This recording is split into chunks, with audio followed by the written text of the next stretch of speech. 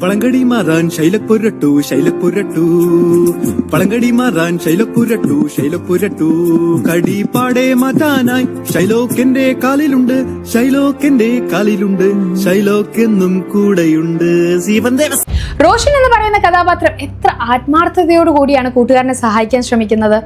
ആ ഒരു ജംഗിൾ ബുക്കിലെ ട്യൂൺ അദ്ദേഹത്തിന്റെ ട്യൂണാണ് എന്ന് എത്ര കോൺഫിഡൻസോടു കൂടിയാണ് അദ്ദേഹം പ്രസന്റ് ചെയ്യുന്നത്. പക്ഷേ അദ്ദേഹം കള്ളം പറയുകയാണ് എന്ന് പൂർണ്ണമായിട്ട് നമുക്ക് പറയാൻ പറ്റില്ല. സൈക്കോളജിയിൽ നമ്മൾ ഇതിനെ പറയുന്നത് ക്രിപ്റ്റോ അംനീഷ്യ എന്നാണ്. ക്രിപ്റ്റോ അംനീഷ്യ എന്ന് പറയുന്നത് 1874 ആദ്യമായിട്ട് ഡോക്യുമെന്റ് ചെയ്യപ്പെടുന്നത്. അതായത് തൻ്റെ ഇതല്ലാത്ത ഒരു കാര്യം തൻ്റേതാണ് എന്ന് അവകാശപ്പെട്ട് ഒരാൾ പ്രസന്റ് ചെയ്യുന്നത്.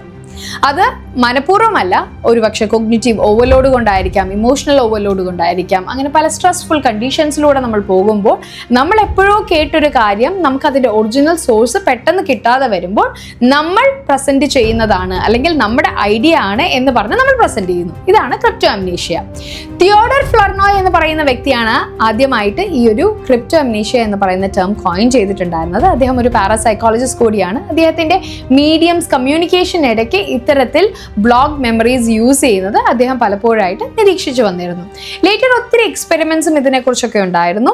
ആ എക്സ്പെരിമെന്റ്സിലൊക്കെ കാണപ്പെട്ടത് എന്താന്ന് വെച്ച് കഴിഞ്ഞാൽ, സപ്പോസ് നമ്മളൊരു 3 കാറ്റഗറി ആയിട്ട് കാര്യങ്ങൾ ഡിവൈഡ് ചെയ്യുന്നു. എന്നിട്ട് കുറേ എക്സാമ്പിൾസ് അവരുടെ അടുത്ത് കൊടുക്കുകയാണ്. ആൻഡ് പാർട്ടിസിപ്പൻസിനോട് പറയുകയാണ്, ഈ എക്സാമ്പിൾസ് അല്ലാതെ പുതിയ എക്സാമ്പിൾസ് നിങ്ങൾ എഴുതുക. പക്ഷെ എഴുതി വരുമ്പോൾ കേട്ട ആ ഒരു എക്സാമ്പിൾ എവിടെയെങ്കിലുമൊക്കെ റിഫ്ലക്റ്റ് ചെയ്തിട്ടുണ്ട് 3 to 9% ഓഫ് പീപ്പിൾസ്. അപ്പോൾ ആ പാർട്ടിസിപ്പൻസിന്റെ മെമ്മറിയിൽ ആക്ച്വലി നമ്മളിത് നേരത്തെ പറഞ്ഞതാണ് അല്ലെങ്കിൽ കേട്ടതാണ് എന്നുള്ളൊരു കോൺസെപ്റ്റ് ഇല്ല.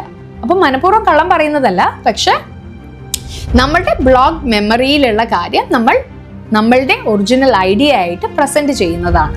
അപ്പോൾ ഇത് എനിക്കോ നിങ്ങൾക്കോ ഒക്കെ പലപ്പോഴായിട്ട് സംഭവിച്ചതുള്ളതായിരിക്കാം. സ്പെഷ്യലി അന്താക്ഷരിയൊക്കെ കളിക്കുമ്പോൾ ഒത്തിരി പാട്ടുകളായി കഴിയുമ്പോഴത്തേക്ക് ഓട്ടോമാറ്റിക്കലി മറ്റൊരാൾ പാടിയ പാട്ട് നമ്മൾ ഇല്ല ഈ കളിയിൽ നമ്മൾ ഇതുവരെ ഈ പാട്ട് പാടിയിട്ടില്ല എന്ന് പറഞ്ഞ് പാടാറുണ്ട് അല്ലേ. എപ്പോഴാണ് നമ്മളത് പാടുന്നത്? ഒരു പക്ഷേ മറ്റേ ആളും നമ്മുടെ സെയിം ജെൻഡർ ആയിരിക്കുമ്പോൾ. സെയിം ജെൻഡറിൽ ഉള്ള ആളുകൾ പറയുന്ന കാര്യങ്ങളോ അല്ലെങ്കിൽ ചെയ്യുന്ന കാര്യങ്ങളോ ആണ് കൂടുതലായിട്ടും ക്രിപ്റ്റോ അംനീഷ്യയിൽ നമ്മൾ റിഫ്ലക്ട് ബാക്ക് ചെയ്യാറുള്ളത്. ബിക്കോസ് ആ ഒരു കണക്ഷൻ ഈസി ആയതുകൊണ്ട്. അപ്പോൾ ഇനി നിങ്ങളുടെ ഒരു കൂട്ടുകാരൻ അല്ലെങ്കിൽ കൂട്ടുകാരി ഒരു കാര്യം പറയുമ്പോൾ അവർ ഉണ്ടായിരുന്നു അല്ലെങ്കിൽ അവരുടേതായിട്ട് അവർ പറയുമ്പോൾ ഒരുപക്ഷെ കള്ളം പറയുന്നതായിരിക്കില്ല. സ്പെഷ്യലി അത്രയും കോൺഫിഡൻസോടു കൂടി പറയുന്ന കാര്യങ്ങൾ കള്ളം പറയുന്നതായിരിക്കില്ല. നേരെ മറിച്ച് അവരൊരു ക്രിപ്റ്റോ അംനീഷ്യ സ്റ്റേറ്റിലൂടെ പാസ് ചെയ്യുന്നതായിരിക്കും.